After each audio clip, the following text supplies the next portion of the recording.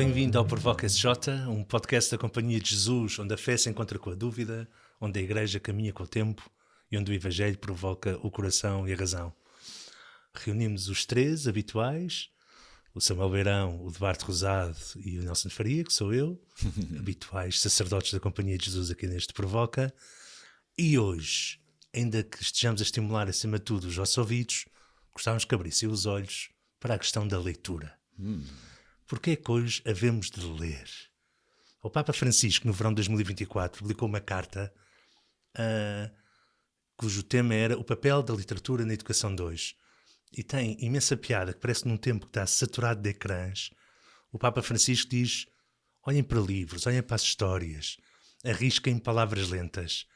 E ele liga nesta carta muito intimamente a leitura à compaixão, à escuta, à formação interior, mais do que uma questão de erudição e sermos, como dizem em Espanha, culturetas, ou seja, malta que está armado em ser intelectual. Cultureta é uma expressão ótima, que nós apanhamos ali em quem passa por Madrid. Mais do que uma questão de erudição, é um exercício de humanidade. Ler para compreender o coração humano e não para acumular cultura. Este é o apelo do Papa. E como queremos falar da importância da leitura e de porque é que nós devíamos querer ler hoje, vamos começar com uma pergunta mortal, que é: qual é que é o livro que despertou o nosso interesse pela leitura? Não sei qual de vocês é que quer começar a agarrar já na situação. Olá. Olá, Samuel. Vou agarrar eu para depois não dizer que copiei o Duarte. Sempre tivemos o hábito de ler lá em casa, um bocado imposto, mas assim, a primeira vez que eu pedi para comprar livros foi depois de ler o primeiro Harry Potter. Boa escolha. Ainda sou do tempo em que tínhamos que esperar que a J.K. Rowling publicasse o seguinte, não é? E teve graça porque a partir do Cálice de Fogo comecei a comprar em inglês, pronto, era para não esperar pela tradução, mas assim, a primeira vez que eu tenho consciência de ter começado a pedir livros foi no Harry Potter, portanto estaria o quê? 7º ano, 8º ano, não sei muito bem, mas por aí, sim, era de facto fantástico. Pois eu acho que também vou... Eu não tenho bem a certeza qual é que é. Eu lembro-me de ler o primeiro Harry Potter e ficar, pronto, isto é muito bom. Eu lembro-me da minha mãe de me ter comprado o livro, acho que não sei se leu antes, já não me lembro bem. Mas eu não sei se foi exatamente esse, eu lembro-me de poupar livros. Eu tinha um livro, só tinha aquele, então eu tinha que combater a sofreguidão de ler até ao fim, então tinha que lia só um capítulo e poupava para o livro não acabar. Mas um livro que eu me lembro, não sei se foi esse que exatamente despertou, mas lembro-me que foi assim um livro bastante revolucionário. Eu com o Harry Potter teve piada porque toda a gente estava a ler, eu não queria ler, toda a gente está a ler, não vou ler. E depois, numas férias lá em Niza, uma amiga disse: olha, levas estes dois, que eram os dois primeiros, e se gostares, vais ver que vais ler os dois. Se não gostares, pronto, também não te pesa. E de facto é uma loucura que despertava tudo. Opa, é incrível. Eu, por acaso, a minha irmã ofereceu-me o livro de Harry Potter e eu olhei com desdém no Natal. Por acaso, uma das experiências traumáticas da nossa relação é esta. Ela achar que eu ia adorar Harry Potter, eu vi aquilo, livros para crianças, e eu disse: tenho que pensar nisso, lei tu. Tu aos 6 anos já lias o quê? O que é que te despertou para a leitura? Não, eu sou, Já lia o livro que realmente me despertou para a leitura, fui para aí aos 11, era o Júlio Verne, A Viagem ao Centro da Terra.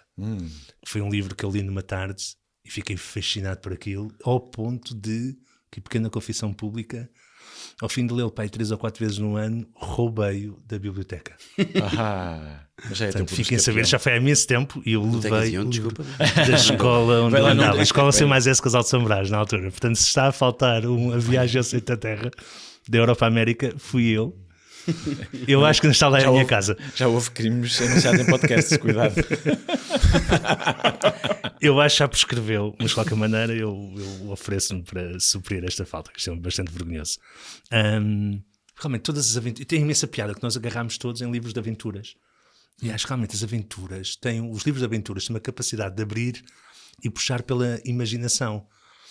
E se calhar isto é a parte melhor da leitura e de ler. De alguma maneira, ler é o treino da atenção, é o saber aprender a estar sentado, esperar e ver. O que é que para vocês, qual é que é a importância de ler hoje em dia? Então a importância de ler tem a ver, no meu caso tem a ver com Sim, estavas a falar de imaginação. Eu acho que é, por um lado, isto. Despertar a imaginação. Despertar, de alguma forma, de ler é abrir-me a outro que me está a contar alguma coisa que não é necessariamente aquilo que eu penso, não é necessariamente aquilo que eu gosto, não é necessariamente a maneira de que... Ou seja, de alguma forma confronta-me com uma realidade que está fora de mim e que me ajuda. Eu acho que o Papa diz isto, aquilo da compaixão tem a ver com isto. Porque eu entro noutro, não é? Entro dentro dos pensamentos do outro, da imaginação do outro.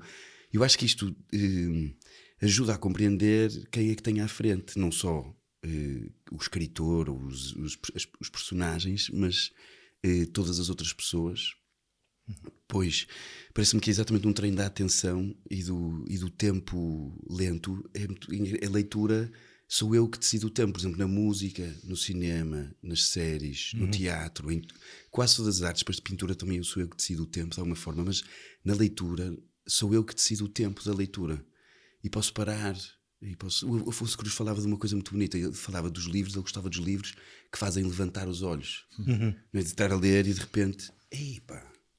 E de levantar os olhos. Eu gosto muito dessa expressão. A leitura também é, de alguma forma, uma luta contra um bocado a voracidade, contra a rapidez com que isto funciona. Enfim, tem imensos lados por onde se pegar. Há duas coisas que o Duarte disse que para mim são fundamentais. Uma tem a ver com este levantar os olhos, o espanto, não é? A abertura a imensos mundos e vidas e pessoas e lugares que, pronto, a minha imaginação também é muito fértil, não é? E, portanto, estar a ler e estar a... Pronto, de algum modo, uma certa quase evasão do óbvio, não é? Porque muitas outras artes são muito gráficas e expõem-te, dizem-te aquilo que tu queres ver, não é? Ou que precisas de ver. E a leitura, não. A leitura pede-te que tu imagines o espaço que está a ser descrito, ou o espaço que está tacitamente, o espaço e as pessoas. E outra, para mim, outra qualidade da leitura é a de abrandar o ritmo do dia, não é? De repente, pronto, há um momento do dia ou há um momento da vida em que é preciso criar o ambiente, não é? Pôr a luz certa, sentar no sítio certo, ter algum silêncio.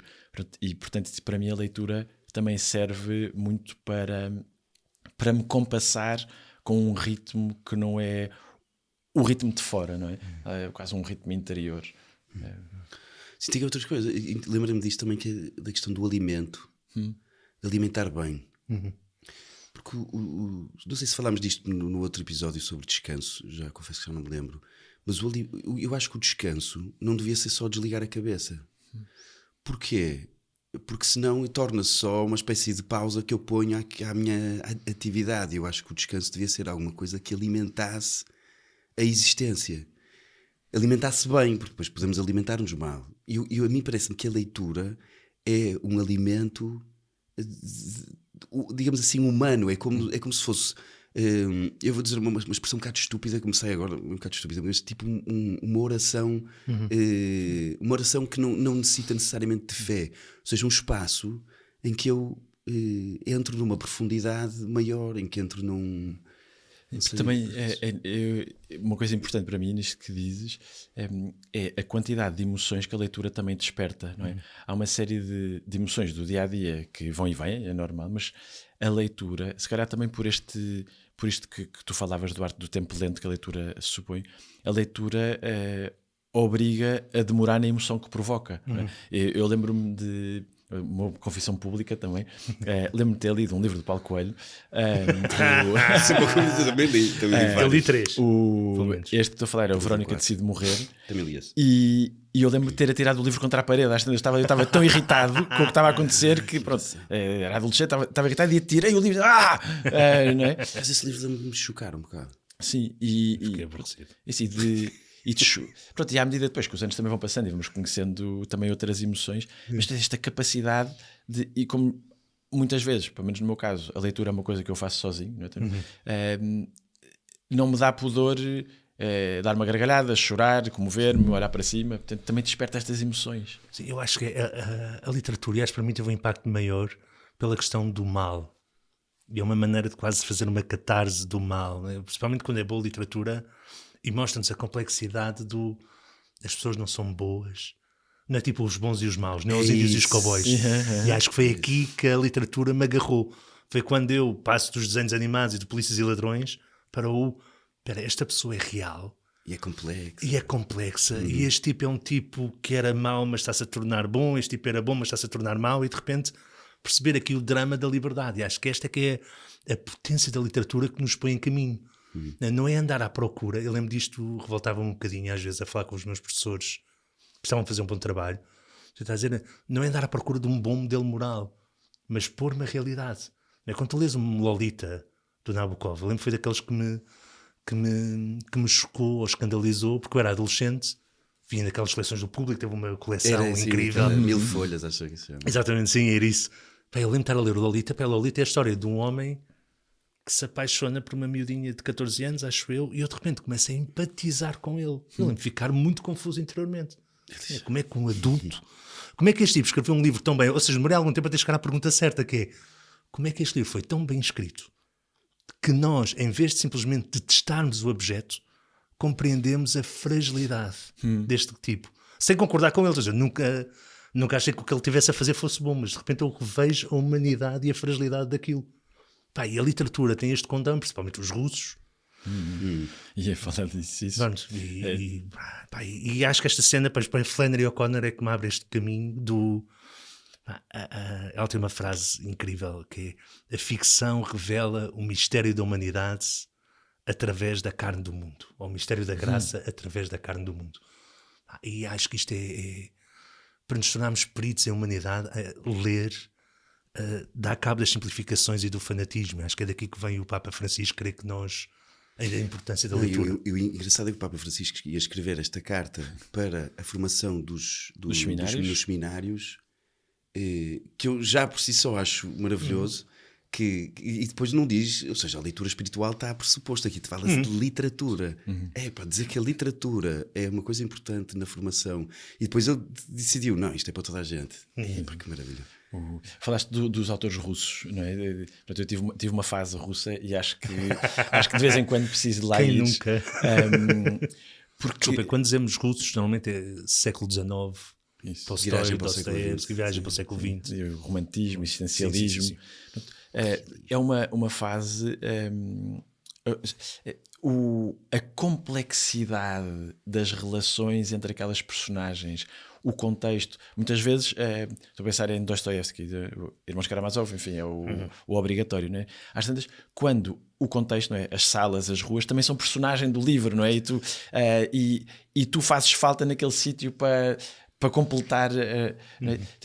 Um bom livro não tem só que agarrar, não é? Tem que te meter lá dentro, não é? Tem que, isto que tu dizias sobre tirar conclusões para a vida. O ser humano não é bom nem mau, as coisas não são certas nem erradas. Pronto. Muitas vezes estamos a ler um livro e há bocados de nós que estão lá, não é? E isso... Agora, também... há muita coisa escrita e nem tudo é literatura, não é? Sim. Mas realmente isto é colocar-nos diante do drama e compreender que a vida é drama. Ou seja, no sentido de drama há uma decisão por tomar. Sempre. Há sempre uma decisão por tomar. E a literatura tem esta coisa espetacular do assumir o drama e saber que as histórias podem acabar bem, mas há sempre uma viagem perigosa. Há sempre o risco. E acho que a literatura também nos podia fazer falta hoje em dia, porque creio que a sociedade, de alguma maneira, nos está a chamar a viver experiências aventureiras controladas, mas não a vida como uma aventura. Isso. Não, e isso é espetacular, eu gosto disso. Essa é uma boa frase. Sim, controladas, ou seja, a questão da segurança é hoje uma coisa terrível. E depois, eu lembro-me de um episódio que eu acho que tenho que contar, não é com a literatura, mas é com um filme. Mas acho que revela um bocado disto. Foi um filme, passámos no Cumne, que eu promovi no Cumne, no Centro Universitário em Coimbra. E eu promovi umas noites de cinema e pus um filme que se chama Manchester by the Sea. Sim, um incrível. filme tramado. Porquê? Porque é um dramalhão. gigante. Podíamos dizer que isso é literatura, está tão bem escrito. Está muito bem escrito, a história está muito bem filmado, contada. bem A maneira contado, como, sim. será, não se percebe porque é que aquele tipo está todo partido e nós não gostamos dele à partida, e depois percebe-se porquê, e a partir é o que estavas a dizer, de repente pensa-se, fogo. Eu não percebo como é que ele é tão bonzinho, não é? Mas pronto, a questão era, este filme não acaba de alguma forma. Ou seja, não há um happy ever after. Parece que acaba a meio. E é muito engraçado, porque eu estou contente, acaba o filme, pá, e havia gente um bocado revoltada. Quer dizer, mas isto não acabou. E eu... Acabou. Quer dizer, pois não. Ou seja, por um lado acabou o filme, foram as 2 horas de filme, mas por outro lado eu dizia, pois, claro, mas és tu que tens que acabá-lo agora. O que é que tu... Pronto, e eu acho que há aqui um desejo qualquer de viver finais felizes. Ou seja, existe a tensão, não sei o quê, coisa, resolve-se tudo. E depois, quando é finais felizes, pronto, está tudo, acabou. Está feito, não é? Como se não houvesse mais nada para fazer, como se tivéssemos que descobrir. Eu acho que o problema muitas vezes é que não existe este happy ever after. Existe. O Luís Miguel Sintra na cornucópia, antes de começar os ensaios, não só tinha que ler a peça toda, não é? Que pode ser um problema às vezes, hoje em dia, não digo do teatro, não vamos entrar por aí, mas há tanta coisa para fazer que eu leio as minhas partes e preparo as minhas partes, ler a peça toda, mas depois também ler o contexto da peça, não é? Se a peça é escrita na Lisboa do século XVII, pá, tens que conhecer essa Lisboa para que tu possas viver nessa Lisboa. E o que era irremediável era acontecer o que estavas a dizer, Duarte, fins abertos, não é? Às tantas, o espectador, o leitor, faz parte da história porque tem que completar a história de alguma maneira, não é? E era engraçado porque o Luís Miguel depois leva isso para os cenários, com a Cristina Reis, não é? Leva isso para os cenários, leva isso até para o público, e os livros têm muito disto, não é? Pois é que isto, de facto, desculpa, não, eu estava a dizer esta coisa da experiência isolada, que eu interrompi e estava a gostar disso. A expressão... experiências aventureiras controladas. Sim, certo, mas estava dito. Não, era só eu, pronto. Não, está ótimo. Está ótimo. Há realmente eu gosto muito desta história do entrar na peça. Há um teólogo que eu gosto muito, não sei se já ouviram falar, de certeza, porque eu já devo falar dele, que é o Baltazar. Nunca ouvi falar. E ele tem esta imagem episódio especial, Nelson de Faria, a vida como um teatro, em que o pai é o autor da peça, o Espírito Santo é o encenador, é aquele que vai dizendo às personagens como é que se ganha vida, como é que se dá vida ao texto. O Jesus é o personagem principal, é o centro de tudo. Ele dizia, e a questão é, nós começamos às vezes na plateia, mas nós somos chamados a palco pelo Espírito Santo. E realmente, uma boa parte da dinâmica dos exercícios espirituais, né, desta espiritualidade inaciana, é, a certa altura, começarmos a passar de espectador a agente. Perceber que Deus está a contar connosco e não só conta, como nos chama a entrar em cena. E acho de facto que esta visão da literatura como a literatura é algo que me convoca e que eu tenho de entrar, né? A nossa própria fé tem como grande base uma pessoa, mas uma pessoa que nós vemos como um verbo encarnado, vou tentar não entrar aqui nas teologias, mas pelo qual entramos muito em contacto através do livro. Então, uma história da salvação a viver, é para a qual nós somos convocados. Né? A leitura para um cristão é sempre lugar de revelação, mesmo que seja pagã. Isto é uma coisa que eu acho que o Papa Francisco também nos está a chamar. Mesmo que seja pagã, não é preciso ler só coisas batizadas. O encontro com o humano e o divino, né? A Igreja Mestra Humanidade, é uma igreja que consegue ver o encontro entre o humano e o divino nos lugares mais improváveis. E em tempo de ruído e velocidade, ler é um gesto de resistência espiritual. Pronto, e isto é algo que o nosso irmão Missé tentou chamar a atenção no seu álbum e projeto Zipali, que eu não sei, por acaso não combinei isto, mas já vou entalar o Duarte, que foi quem esteve mais envolvido no projeto de nós os três. De entalar... Vocês falassem um bocadinho sobre isso, desculpa. Não me entalas nada. Vamos buscar uma guitarra. Fala um bocadinho do projeto, sim. O padre Miguel Pedro Melo, jesuíta. Sim, vulgo, Missé. Teve esta ideia, começou a escrever umas canções sobre... Um bocado inspirado até pelo pela carta do Papa, esta carta sobre o papel da literatura, ou a importância da literatura para a formação. E escreveu uma série de canções inspiradas em livros clássicos e possíveis clássicos, que se chama Livro Arbítrio, e fala exatamente desta coisa do drama da liberdade, de ter que escolher. Portanto, Livro Arbítrio é um jogo de palavras entre isso. E cada canção o álbum procura fazer um percurso do princípio ao fim. São 12 canções muito boas. 12 livros, tem Odisseia, Divina Comédia, Rezar na Era da Técnica, de Gonçalo Tavares. Aprender a Rezar na Era da Técnica. Tem Dom Quixote, tem... E o próprio nome do projeto, Zipoli, não é? Que remete para um jesuíta, não é? Domenico Zipoli, um jesuíta do século XVII, que é compositor, que é músico, e que depois já para as reduções na América do Sul, não é? Tem uma canção muito bonita, que foi o primeiro single, é a primeira canção, que se chama Ler é Ser Lido. Ler é Ser Lido, isso. Pronto, que é exatamente isto, é que eu leio-me ao ler, eu estou a ler-me, além de estar a ler o mundo de alguma forma, através dos olhos de outro, que é tão bonito, é tão bom fazer isto, estou-me a ler também. Portanto, eu sou convocado e confrontado pela literatura, por isto de ser metido dentro da história. Aliás, eu sou convocado, posso não entrar, mas eu sou convocado a entrar. Mas sim, é um álbum muito bom, vale a pena. E tocaste aí num ponto, não só do álbum, mas para voltar aqui aos livros, que é a leitura não tem que ser útil, não tem que ser para saber mais. Tal e qual. É gratuito. A leitura muitas vezes é puro deleite, não é? É tirar alguma conclusão nem que seja existencial, como já falámos, não é? E aí eu gostava de dizer uma coisa, que é mesmo importante aprender a ler, não é? Ler não é só abrir um livro e juntar letras, não é? Aprender a ler é importante.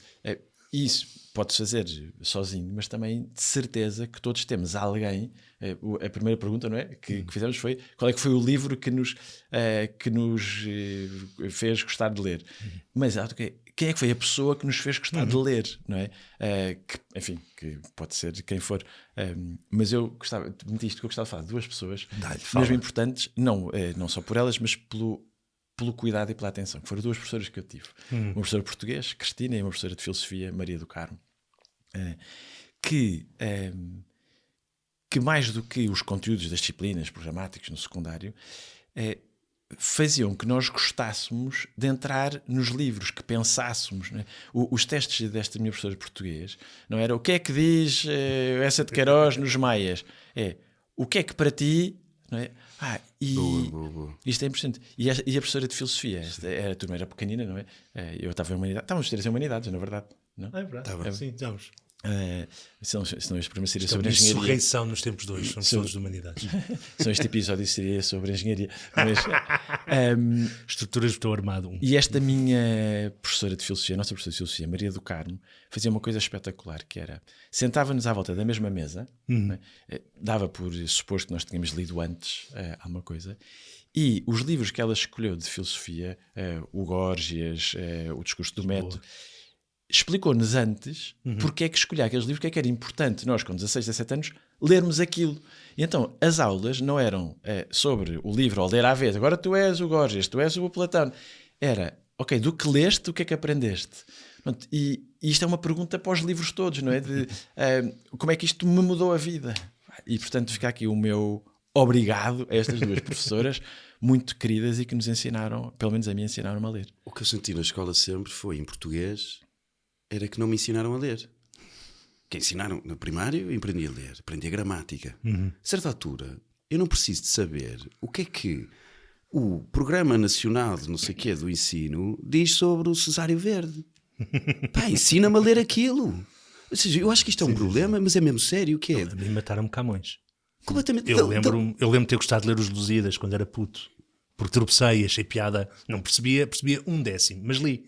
E de repente, quando tenho de estudar, eles estavam preocupados qual era a rima e quantas sílabas é que tinha que ler. E depois davam-te a interpretação toda, dão-te a papinha toda, não te ensinam a ler, dão-te as coisas. E eu acho que isso é A malta queixa, porque lê-se pouco. Claro que se lê pouco. Se tu ensinas assim português, Isso é uma seca, não é? Há todo um filme sobre este tema chamado O Clube dos Poetas Mortos. Que é exatamente a cena isso. Vocês matam Quando ele diz para querem fazer gráficos. rasgar. Podem rasgar tudo. introdução. Podem rasgar a introdução toda, que isso não serve para nada. Porquê é que se lê pouco? Não é? Porque, quer dizer, nós estamos a falar de livros aqui e se calhar há imensa gente que não tem tempo para ler. Isto não tem tempo para ler. Por causa do telemóvel. Não estou a brincar. Não. Sim. A maior razão hoje em dia é o telemóvel. Sim. Nós aborrecemos. Há pouco tempo. Mãe, vou dispor. Estava em casa um domingo deste, fui almoçar a casa e de repente o meu pai e eu estávamos a ver uma coisa qualquer na televisão. Pronto, e a minha mãe agarrou no telemóvel. A minha mãe tem 70 anos e começa a ver vídeos com a maior normalidade do mundo nas redes sociais e aquilo. E pronto, eu chamei a atenção, porque estou a contar, porque eu disse logo, achei aquilo um tema de conversa isto é muito estranho, porque está uma televisão ligada já. O meu pai e eu íamos comentando o que estava a acontecer. Compreendo que a minha mãe já estava um bocadinho mais fora e não estava tão interessada, mas de repente foi para o mundo dela e disse, isto é muito estranho. E é curioso que eu achei, para a malta mais nova, adolescente e jovens, acho que é uma coisa que eu gostaria de ter como tema de conversa. Nós percebemos isto é uma cena dos jovens, é uma cena de todos nós todos estamos lá. Estou a dizer isto porque eu percebi-me que era outra a fazer, eu já faço a mesma cena. Só que... Sim, é engraçado, entramos no metro em Lisboa, uma coisa que eu já não faço há muito tempo, mas quando estava na faculdade andava de metro às vezes, e imensa gente ia a ler. E hoje em dia vai pouca gente a ler nos transportes, mas vão agarradas a qualquer coisa, não é? Tendencialmente, do que eu vejo, é ou jogos, sim, ou então estão a ver redes séries. sociais. Não, e séries séries, também. é verdade, não falta ver séries. O campeão mundial de Candy Crush é português. É lindo. Bem, não tinha ideia. Isso não sei se é um orgulho. É um orgulho. É um orgulho, mas depois agora. Sim, é um orgulho. Não, esta questão eu acho que é porque é que não se lê. Uma das. Eu acho que ler tem o seu lado ascético. Ou seja, é preciso algum investimento, é preciso algum esforço. O problema do telemóvel é que é o contrário do esforço. É aquilo. É o contrário, é exatamente o contrário do esforço. É o esforço 0,000, o menos 3. Sim. E a leitura não, e por isso eu sou, quer dizer, não dá. E depois o ritmo da leitura, o facto de não ter as imagens todas e ter que ser eu a imaginar, entrar. Mas eu acho que é só entrar. A partir do momento em que se entra, acabou. Fica-se agarrado no bom sentido. Pronto, eu acho que um dos grandes problemas é este. Sim, eu acho que é a presença plena. Ler exige presença plena. Presença plena exige um trabalho meu. Aquilo não serve só para desligar a cabeça. Pronto. E há aqui outra coisa que eu ia dizer. Não, esqueci-me. Quer dizer, era muito bom. Era muito bom. Eu ia dizer, era mesmo bom. Era muito bom. Não me lembro mesmo. Mas há aqui outra distinção que eu também acho importante. E hoje em dia vai-se à FNAC e vê-se o top 10 da FNAC. Pois há não ficção, que é outro tipo de leitura. No outro dia era tipo cozinhados na air fryer em 15 minutos, era para aí o número 2. Mas a parte da ficção, e eu acho que eu ainda assim acho melhor, mas os livros que estão no top tendencialmente são dois tipos. É aqueles thrillers tipo A Criada agora, que andei. Romances de cordel. Sim, não é de cordel. E os de cordel são thrillers e cordel. Pronto, e o que é que eu acho disto? É um bocado pretencioso dizer isto, mas eu acho que há uma diferença clara entre literatura e entretenimento. Porque parece-me que há livros que funcionam como as séries, que são livros para prender, para agarrar sem grande densidade, acho eu, ou se calhar são séries, pronto. E a literatura. E eu percebo que seja melhor ainda ler do que propriamente só ver séries, provavelmente estimula a imaginação, mas ainda assim, às vezes até a literatura funciona como: olha, desliga a cabeça, meu, não te preocupes com isso, esquece os problemas e vai. Pronto, e a mim parece-me que a literatura ajuda a olhar para os problemas a partir de problemas, a olhar para a vida, Para a a partir realidade. de um lado bonito e bom. Mas é engraçado, o top 10 da FNAC é um bocado estranho. Por isso é que tu és mais aberta, não é? Por acaso não, vou mais à FNAC. Acho que um bom livro, estava a pensar o que é um bom livro, não é? Porque está tudo escrito, não dá para ler tudo, não é? A Alexandria já se queimou e já não há a volta a dar. Portanto, um bom livro é isso, é um livro que não nos faz indiferente, que transforma, não é? E nem falámos aqui da poesia, que isso pode ser a poesia que tem esta capacidade de nos dizer o não dito, não é? Portanto, quando um livro, já falámos disto aqui ao princípio, não é? Quando nos leva para mais longe, quando toca a nossa existência, não é? E portanto é importante, quando me identifico, também é importante escolher o que é que se lê, não é? Para não ser só passar o tempo, ou não ser só, porque podemos correr o risco de substituir as redes sociais por um livro para dizer, eu leio, sou o intelectual do livro, e depois pronto, é isso. Bom, temos sugestões culturais, temos o Zipoli, do livre-arbítrio, temos... Está no Spotify, plataformas de streaming. Falamos também da possibilidade de fazermos exercícios, portanto isso é ir à conta da Provoca no Instagram e veem quais é que são as próximas datas de exercícios que estão disponíveis para vocês. Já tem depois de amanhã a começar, de 13 a 16 de novembro. Estou a dizer aqui na Quinta da Esperança. Mas em dezembro também há 2 turnos, um de 3 dias e um de uma semana, aqui com o Duarte Rosado. Mas pronto, até ao fim do ano agora tem estes 3 turnos.